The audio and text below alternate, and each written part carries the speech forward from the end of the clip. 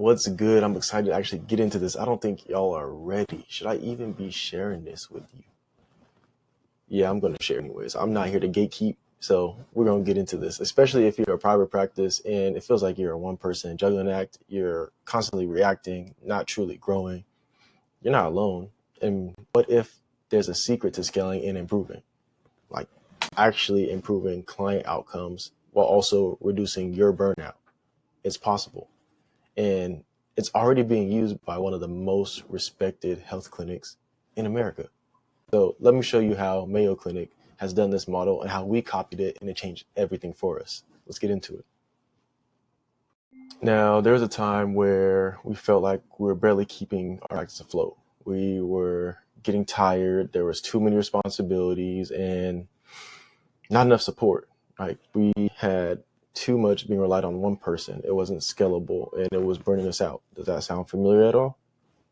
If so, we came across this Mayo Clinic team-based, patient-centered model. And what started as curiosity quickly became the foundation of how we actually operate. So before we actually dive into this, let's talk about who the Mayo Clinic is and why their model is actually so powerful. Now, Mayo Clinic isn't just another hospital system. It's, consistently ranked amongst the top hospitals in the world and known for their groundbreaking care and collaboration. So as seen here on the YouTube banner, yes, it's true. The numbers don't lie. The data doesn't lie. The client satisfaction and KPIs that they have aren't lies. And they're known for their great big care for a reason. And a major driver of this transformation has been Dr. Gianrico Ferrugia. All right, so this is what he looks like here. He's actually the president and CEO. He started in 2015, and he's responsible for the growth and innovation that's actually taken place there.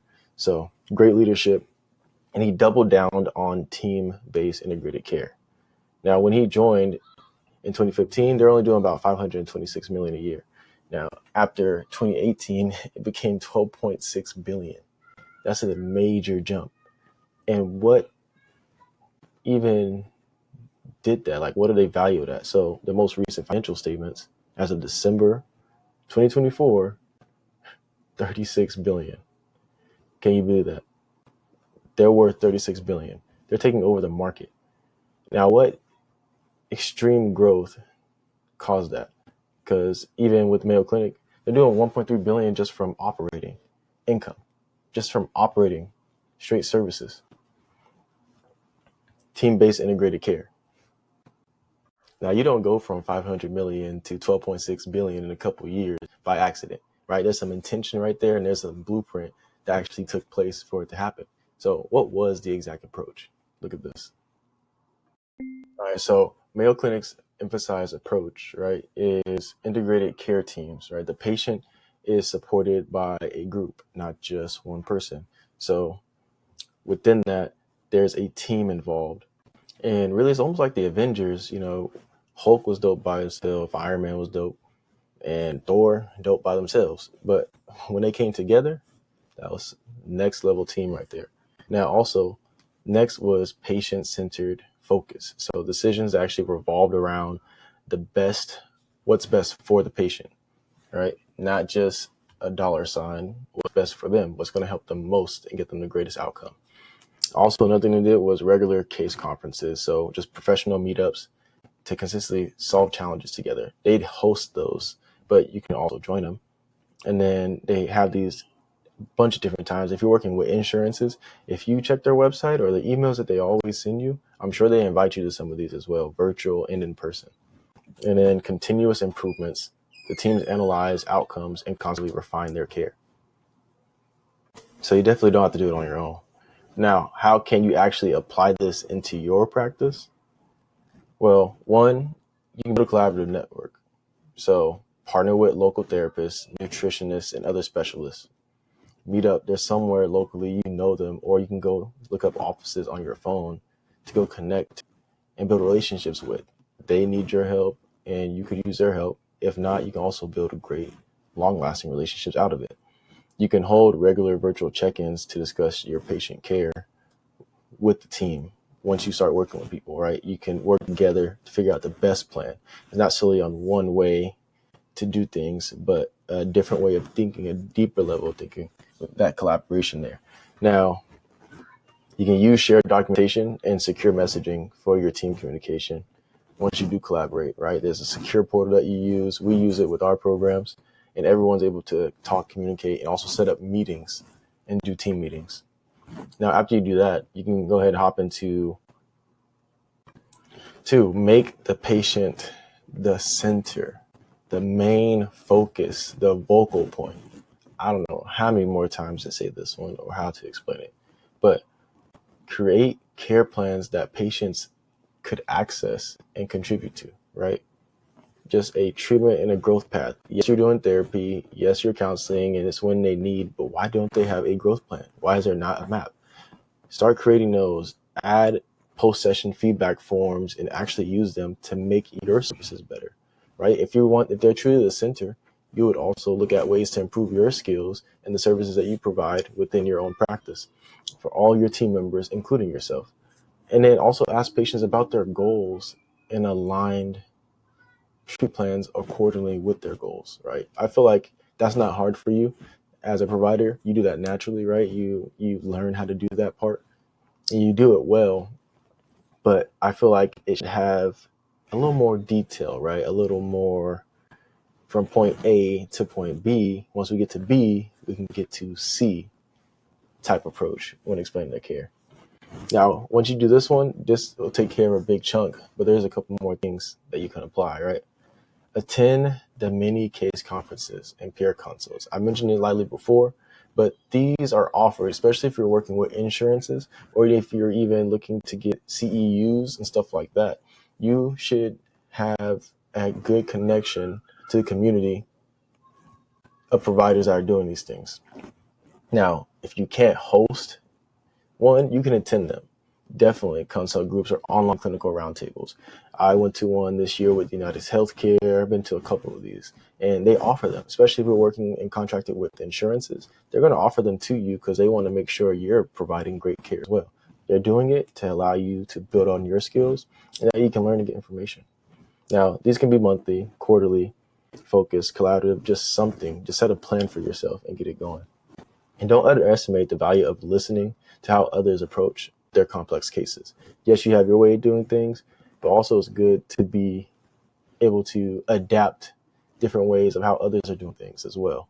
You'll be able to provide better care and you'll be a better provider in general. You can be at the top just like Mayo Clinic is. It's definitely possible for you if they did it and they laid out a map.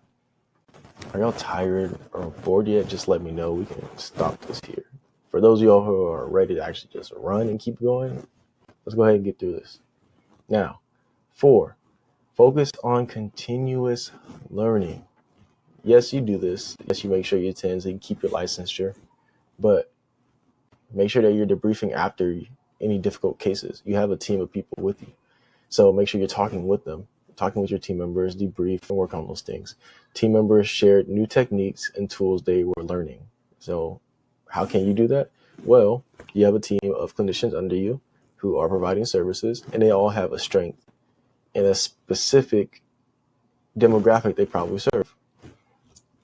Even if not that, they can all collaborate, talk about what they're doing to help their clients and share information generally on techniques and skills they found helpful and apply those. Now, we created a mini in-house learning lab that kept us growing, actually where we have a trainer who actually goes and gets information to share with our team. Of course, you have your reliances and stuff as well, but there's many ways to do this and apply it. Now, we went over how you can actually apply these 4 things into your practice today. And maybe you're a skeptic and you're not sure that can work for you. So you're probably even wondering, why does this strategy even work? Well, I'm glad you asked. I can't believe you thought I wouldn't even show you why. I told you I wasn't going to gatekeep. So why does this strategy work? Well, better outcomes. All right. So when multiple experts are collaborating around the patient, the care becomes more holistic and precise. Patients receive better diagnoses, more comprehensive treatment plans, and fewer redundant care. When you're working in collaboration with a team, You can get things at the root and stop only solving for symptoms, which a lot of practices do. Now, if we only solve for symptoms, we don't get to the root, the symptoms just going to show up again. Also, this reduces burnout, right? So when reducing burnout, you're not the only one that's responsible for everything. There's less stress levels and your levels drop. You're already an entrepreneur. You're already running a practice. You're already a lead, a director, a support system. On top of that, you're a mom, you're a father, you're a daughter, you're a brother, and you just have a lot going on. So how can we protect our energy? Having a network, even a small one, means you're supported emotionally and clinically. You gain time, mental space, and your energy back. That's just the most important thing.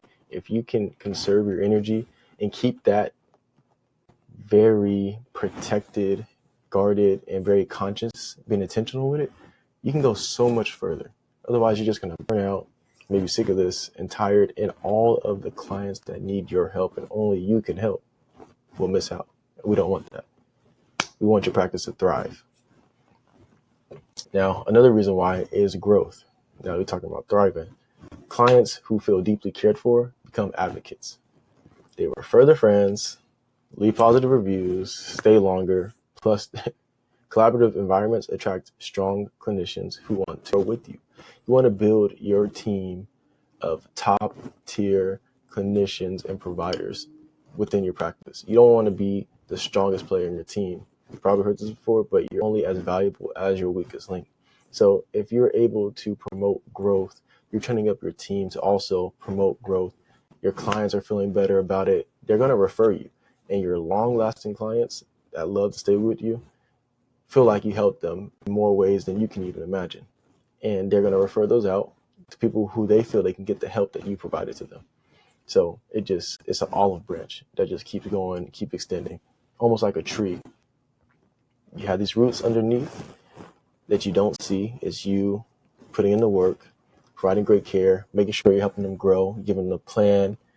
You're working with and connecting with other team members. And then the fruit of that tree is them reaching their outcomes and them coming back more and staying with you and being consistent to your appointments and telling everyone about it and you hitting your monthly financial targets. See, all work works.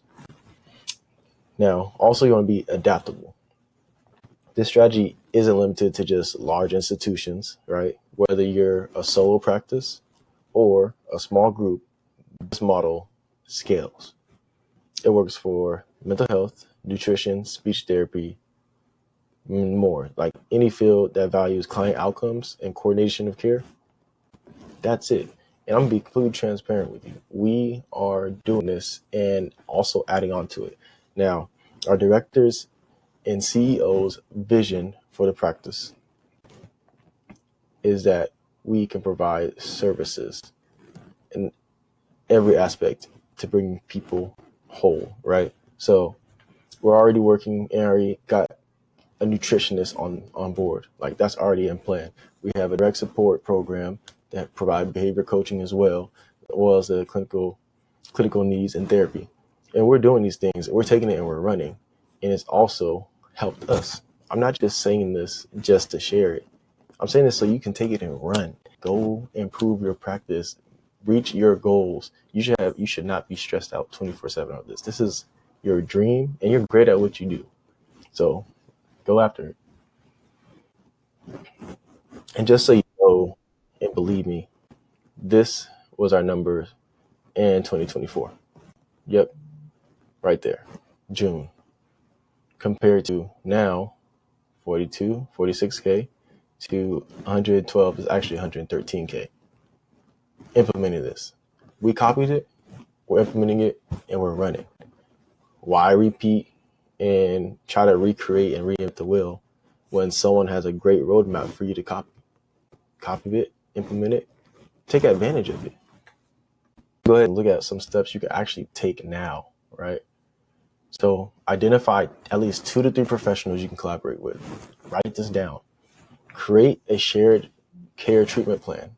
Yes, a template. What I mean by template is if you're seeing a lot of kids who between the ages 12 to 17 who deal with anxiety, and you're seeing it centered either around self-confidence, health, um, and those things. You can create a plan in general for what those common issues you're seeing within your practice. Just a general template. If you need to change it, you can make change to it. At least a foundation to go off of and start from, if that makes sense. That way you have an actual plan that you see to work for others and something that gives them all around care. Now, next thing you want to do is schedule and attend in the monthly peer consults. We say peer consults, but that can be any clinicians on your team. Make sure that you're meeting with them in a group setting. We do quarterly meetings, but we do monthlies as well, actually bi-weeklies with our teams. That way they can touch base and talk about what they're doing and how it's helping. It's great if you can foster that connection within your own practice, especially as a small group practice, or even if there's just a couple of you. But being able to talk with someone, seeing what they're doing, what's working for them, you sharing what's not working for you and what's working, and they're able to apply, you're just going to grow and get that much better. Now, after you implement that, you can implement a simple patient feedback loop. Now, with these, you have to be careful, right? You can't just be like, fill out these forms. At the end, they're going to ask you, how can I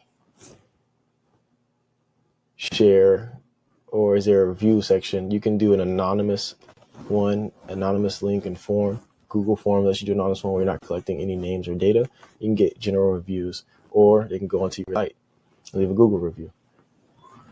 And finally, host your quarterly team learning sessions. It's definitely important that you're having team learning sessions that you want your practice to implement that's specific to your mission and vision. Whatever you see that is, you should be teaching that. That way your vision doesn't change and shift with other people's who are joining the team, because it's easy to get that all confused. If this resonated with you, go ahead and let me know down below. I hope you take this and implement it. If you know someone else who's struggling with this, share this video with them so they can implement it and run. Let's go out here, take the Mayo Clinic strategy, and build a thriving practice for yourself. You got this, and I'll see you in the next one.